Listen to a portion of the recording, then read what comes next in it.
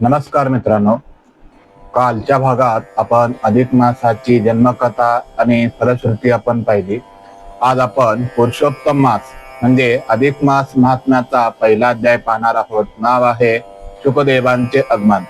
फार फार वर्षापूर्वी नेमिष नावाच्या पवित्र अरण्यात अनेक ऋषी, मुनी, योगी आणि ज्ञानी पुरुष एकत्र जमले होते. सर्वांच्या मनात एकच प्रश्न होता की कलियुगात मानवाचे कल्याण कशाने होईल, जीवांचा उद्धार कसा होईल. तेव्हा अचानक त्या ठिकाणी व्यासांचे शिष्य सुतजी यांचे आगमन झाले.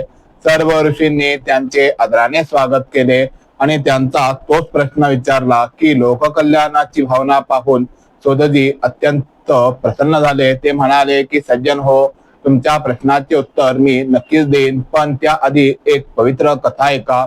सुतजी पुढे सांगू लागले की मी एकदा प्रवास करत हस्तिनापूर येथे गेलो होतो. त्यावेळी राजा परीक्षित यांना आपल्या आयुष्याचे केवळ 7च दिवस उरले आहेत हे समजले होते. त्यामुळे ते सांसारिक गोष्टी सोडून गंगा तीरावर आले होते.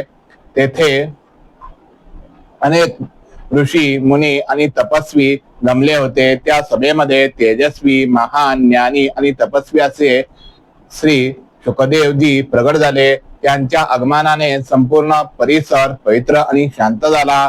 सर्व ऋषींनी त्यांना नम्रतेने वंदन केले.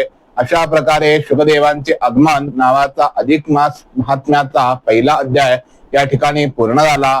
जर हा व्हिडिओ तुम्हाला आवडला असेल तर लाईक करा, शेअर करा आणि चॅनलला सबस्क्राईब करायला विसरू नका. उद्या आपण अधिक मास महात्म्याचा पुढील अध्याय पाहणार आहोत. नाव आहे नारद नारायण संवाद. धन्यवाद.